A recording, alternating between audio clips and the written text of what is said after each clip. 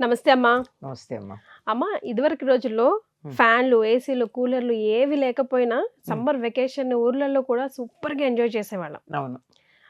How ఎట్లా manage చేసేవారు? ఆ వడదెబ్బ తాకకుండా స్టిల్ ఆ చెట్ల కింద ఆడుకొని, ఆ బావిలో నీళ్లు చేది, రకరకాల గోలీ ఆటలు అవి ఇవి అప్పట్లో అసలు భలే ఆడుకునేవాళ్ళం కదమ్మా! అవును గదా! బట్ స్టిల్ మేనేజ్ చేసేవాళ్ళం. ఇప్పుడేమో ఊరికే ఎండకెళ్తే టాన్ అయిపోయి వచ్చేస్తున్నారు పిల్లలు. ఒక స్విమ్మింగ్ పూల్‌కెళ్ళినా అంతే, ఎక్కడ పంపించాలన్నా అంతే. అసలు వడదెబ్బ తాకకుండా ఉండాలంటే ఏం చేయాలి? Summer tips. అమ్మ ఇప్పుడు మీరన్నట్టు అప్పుడు 44, 45 ఎళ్ళిన రోజులు గూడా ఉన్నాయమ్మా హ్మ్. టెంపరేచర్. హ్మ్. ఇప్పుడు 39కే ఎండ దెబ్బ తగులుతుంది విలవిలలాడిపోతున్నాం. మీరు బయటికెళ్ళకండి అని అనౌన్స్‌మెంట్స్. హ్మ్.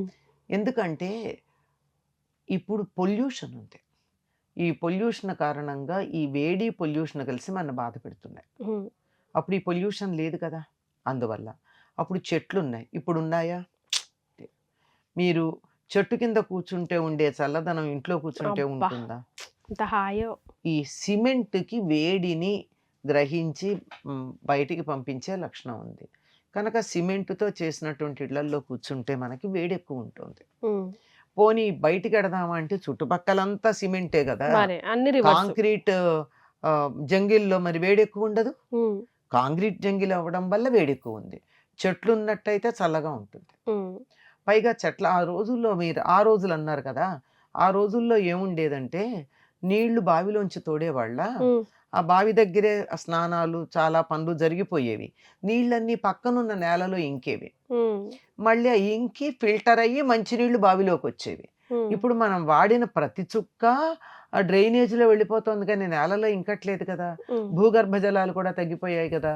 మరి ఇవన్నీ కాదా మనకి భూమి యొక్క వేడిని పెంచడానికి ఇవన్నీ కారణం కారణాలు. అవటంలా? హ్మ్. కనుక ఆ వేడి ఎక్కువవుతోంది.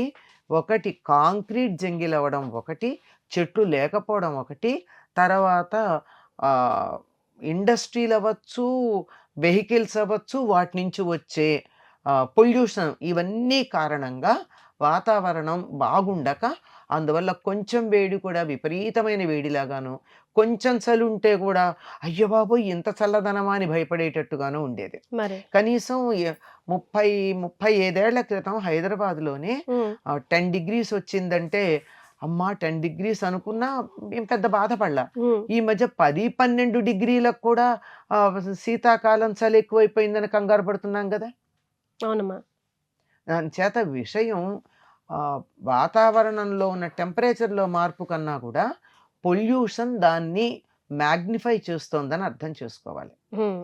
ఇప్పటికి కూడా మీరు గమనించినట్టయితే 2, 3 చెట్లున్న చోటకెళ్ళినట్టయితే వాతావరణంలో ఆహ్, నం డిగ్ 2 కనీసం 2 డిగ్రీల టెంపరేచర్ తేడా వస్తుంది. హ్మ్. మా ఇంటికి ఉస్మానియా యూనివర్సిటీకి వెళ్ళేటప్పటికి 2, 3 డిగ్రీల టెంపరేచర్ తేడా మాకు కనపడుతుంది. ఎందుకంటే ఉస్మానియా యూనివర్సిటీ అంతా చెట్లుంటాయి. చెట్లు చక్కగా. ఆ హ్మ్. చెట్ల కింద నుంచి వెడుతూ ఉంటే అంత వేడుంటుంది టెంపరేచర్‌లో. ఇప్పుడు 40 డిగ్రీలు బయట ఉందనుకో, అక్కడ 38 ఉంటుంది. కానీ మన ఫీల్ 35, 34 ఉంటుంది. హ్మ్. ఎందుకంటే ప్రశాంతంగా అనిపిస్తుంది. చెట్ల వల్ల, నీడల వల్ల వచ్చేటటువంటిది. అది కారణం. అప్పుడు మీరన్నట్టు చెట్ల కింద కూర్చొని అక్కడ కూర్చున్నామంటే సరిపోతూ ఉండేది. అసలు వేసవి కాలంలో ఇంట్లో ఎవరుండేవాళ్ళమ్మా? హ్మ్. మరీ మిట్ట మధ్యాహ్నంలో పనికి, వాటికి, భోజనాలకి ఇంట్లోకొచ్చేవాళ్ళు గానీ, హ్మ్. పొద్దున పూట చల్లగా, ఆహ్లాదంగా ఉందని చెప్పి బయట కూర్చునేవాళ్ళు. మధ్యాహ్నం ఇంట్లో వేడిగా ఉంది, ఫ్యానులు లేవు, వేడెక్కువగా ఉంది అని చెట్ల కింద కూర్చునేవాళ్ళం. హ్మ్. సాయంకాలం చల్లగా, హాయిగా ఉంది కదా అని ఆరుబయట ఉండేవాళ్ళం. హ్మ్. రాత్రిపూట పగలు బయట మ రాత్రి బయటే రాత్రిపూట పడుకునేవారు. ఆరుబయట పడుకునేవాళ్ళం. వాళ్ళమని నేనంటం కాదు. అందరూ అంతే. మరి. మీరిప్పటికీ పల్లెటూళ్ళకెడితే ఇంటి ముందు మంచాల మీద పడుకొని ఉంటారు చాలామంది. హ్మ్. ఇప్పుడు ఇక్కడికైనా ఇక్కడ హైదరాబాద్‌లో అయినా, ఈ కాంక్రీట్ జంగిల్‌లో అయినా కొంచెం వేసవి కాలం మరిగిందంటే చక్కగా నీళ్లు కొట్టేసుకొని బయట పడుకోవడం ఉత్తమంగా ఉందమ్మా ఏసీల కన్నా.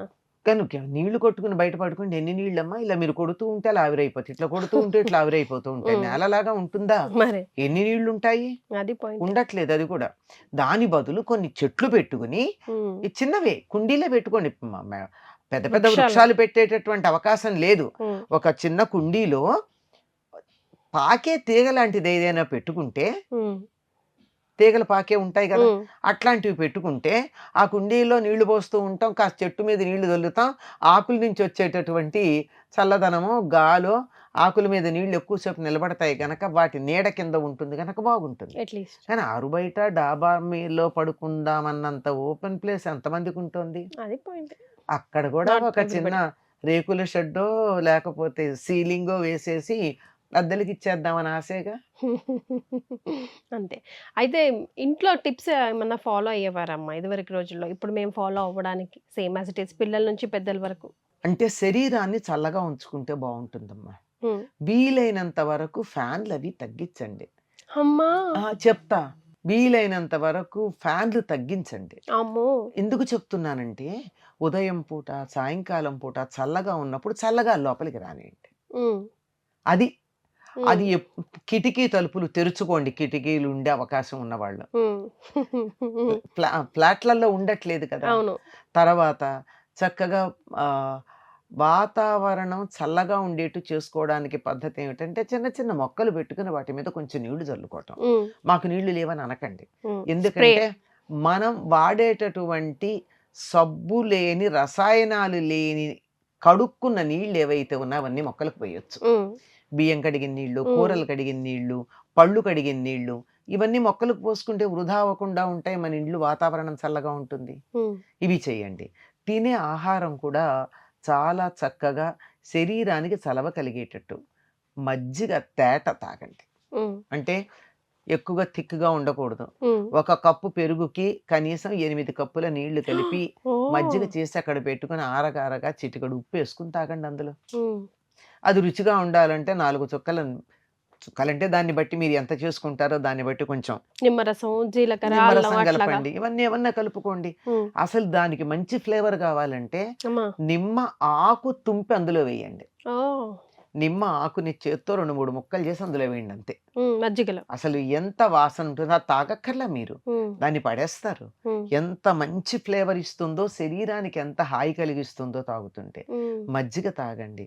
ఏదైనా సరే కూల్ డ్రింక్స్ జోలికి వెళ్ళొద్దు. No preservatives. No preservatives. Hmm. తర్వాత ఇంట్లో పసిపిల్లలు గనక ఉన్నట్టయితే ఏడాది, ఏడనర్థం పిల్లలైతే పూర్వం చిట్టుడుకు నీళ్ళని తీసేవారమ్మా. హ్మ్. అంటే అన్నం వండుతూ ఉన్నప్పుడు ఇంకా గంజిలాగా తయారవ్వదు. హ్మ్. జస్ట్ బియ్యం ఉడుకు పడతాయి. హ్మ్. అది నీళ్లు తీస్తే మనం బియ్యం కడిగిన నీళ్ళల్లానే ఉంటాయి. హ్మ్. అంటే అవునమ్మా. జస్ట్ బాయిలింగ్ స్టార్ట్ అయ్యేటప్పుడు ఆ నీళ్లు కాసిన్ని తీసి పెట్టి చల్లగా అయ్యాక అందులో కొద్దిగా ఉప్పేసి గాని, కొంచెం మజ్జిగ వేసి గాని, లేతే కొంచెం ఉప్పు లేకుండా కొంచెం చిటికెడు పాలు వేసి గాని, పంచదార ఏసి గాని పిల్లలకి పట్టిచ్చారనుకోండి, హ్మ్. శరీరంలో ఉన్న వేడంతా లాగేస్తుంది. ఓహ్! అలాగా. ఓహ్! సూపర్. పెద్దవాళ్ళు కూడా తాగితే తాగొచ్చు. హ్మ్. హ్మ్. అది చాలా సుఖంగా సూప్ లాగా ఉండేటటువంటిది. కూడా పనిచేస్తది కదమ్మా బాడీకి చక్కగా. అంతేగా? చల్లగా ఉంటుంది. హ్మ్. ఇంకా పిల్లలుగా చిన్నవాళ్ళు గనుక ఉండితే ఎండు ఖర్జూరం మీకు దొరికిన తీపి ఖర్జూరాలు వద్దు, అందులో బెల్లం ఉంటుంది. హ్మ్. ఎండు ఖర్జూరం తీసి దాన్ని కాస్త చితక్కొట్టి నీళ్లు వేసి హ్మ్. అందులో ఒక ద్రాక్ష పండేసి ఆ నీళ్లు పొద్దున ఎప్పుడో పెట్టామనుకో మధ్యాహ్నానికి నీళ్ళొస్తే ఆ నీళ్లు పిల్లలకి ఒక చెంచాడు పట్టించండి. హ్మ్. ఒక్క ఎండు ఖర్జూరం, 2 ద్రాక్షలు అంతే. లేదా అర ఖర్జూరం అయినా చాలు పిల్లలకి. హ్మ్. అది కాస్త నీళ్లు వేస్తే 2 చెంచాలవుతాయి. 2, 3 చెంచాలు నీళ్లు పోస్తాయి. ఆ నీళ్లు పట్టిస్తే ఎంతటి వేడి అంటే పిల్లలకి వేడి వల్ల తల్లి తిన్న పదార్థం వల్ల వేడి చేసి ఇది కూడా రాదు. హ్మ్. హ్మ్. మండుతుంది వాళ్ళకి. అవునమ్మా. అలాంటి సందర్భంలో ఈ చుట్టుడుకు నీళ్లును, ఖర్జూరమును, ఈ ద్రాక్ష హ్మ్, నానిన నీళ్లున్నాయే ఇవి పట్టిస్తే తగ్గుతుంది పిల్లలకి. ఓహ్! చిన్న పిల్లలకి. కాన్‌స్టిపేట్ కూడా కారు. కాదు. యూరినేషన్ కూడా ఫ్రీగా అది అవుతుంది. బావుంటుంది. హ్మ్. ఇలాంటివి చిన్న పిల్లల విషయంలో. హ్మ్. ఇంకా పెద్దవాళ్ళంటే కూడా పెరుగన్న కలోంజీ అని, ఆ! అంబలి అని అవన్నీ చేస్తుంటాయి కదమ్మా! కలౌంజి కాదు కలియన్నా అంతే. కలౌంజి అంటే ఆహ్, ఉల్లి విత్తులు కదమ్మా! ప్రీ ప్రీబయోటిక్ లాగా, ప్రోబయోటిక్ లాగా. అదేనమ్మా మీరు కలౌంజి అంటే ఉల్లి విత్తులు. దాన్నేమంటారు? కాంజీ అంటారా? కాంజి అంటారు. ఆ! కాంజి, కాంజీ. కలి, హ్మ్. గంజి అని తెలుగులో అనేదాన్ని తమిళంలో అంతేనా? కాంజి అంటారు. మనమేమో సంస్కృతంలో కాంచిక అంటాం. సో, ఇవే అన్నీ. ఈ అన్నీ. ఫ్యామిలీకి అంతే చెందినవి. వీటికి సంబంధించినవే. బియ్యం అన్నం వండుకుంటూ ఉన్నప్పుడు ఉంచిన గంజి కావచ్చు. హ్మ్.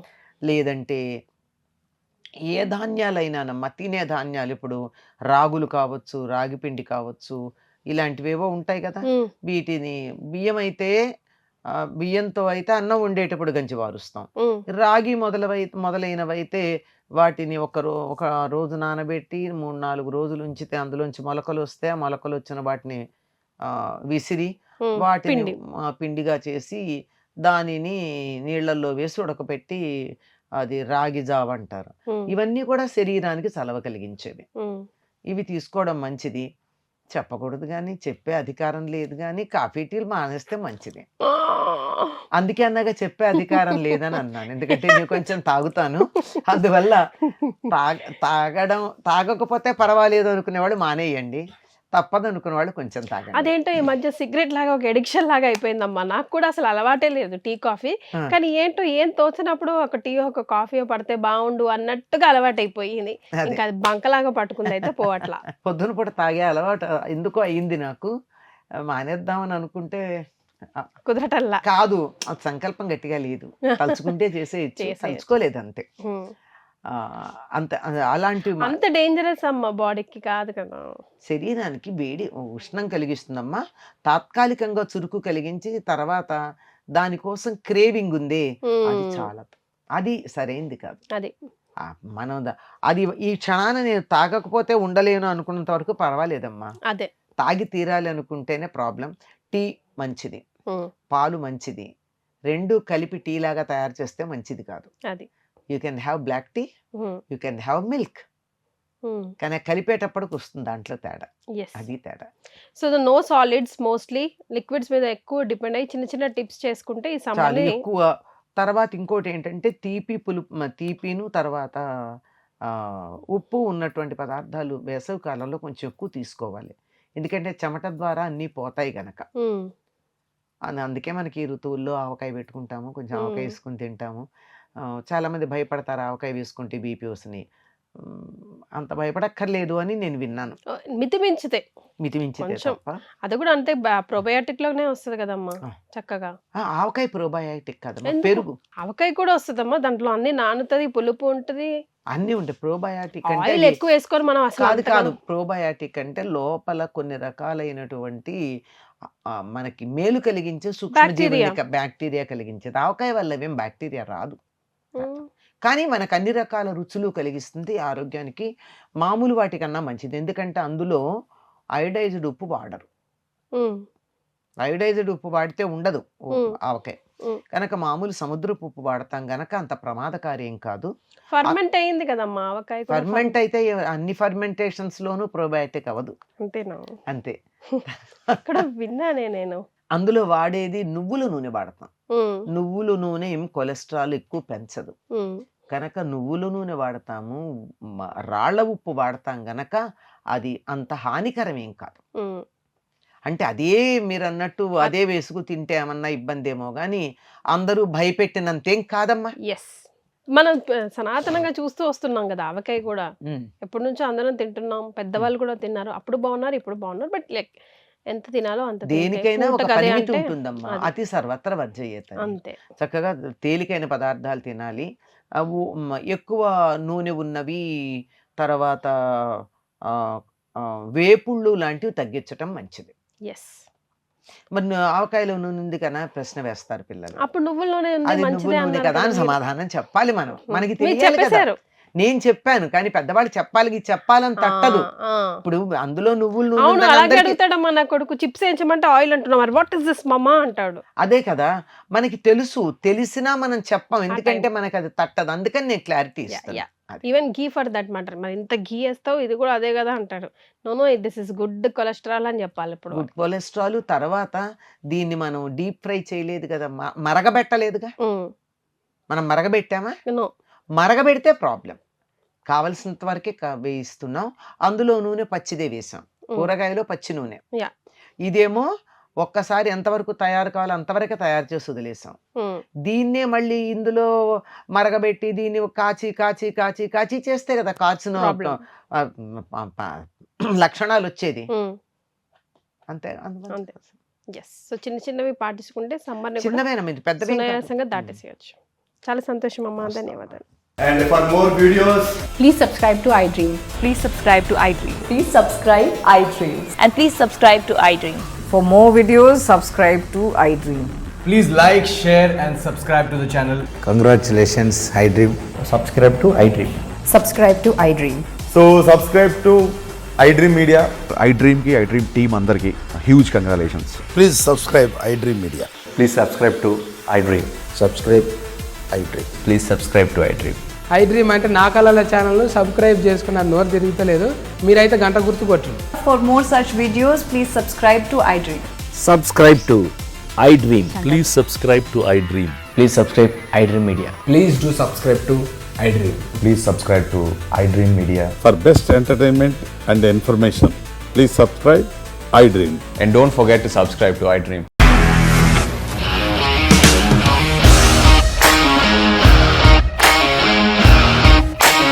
ఇండస్ట్రీలో కమిట్మెంట్ ఇష్యూస్ వస్తే నీకు కూడా వచ్చినట్టు మార్నింగ్ తీసుకెళ్ళాడంటే కొట్టి పడేస్తాడు.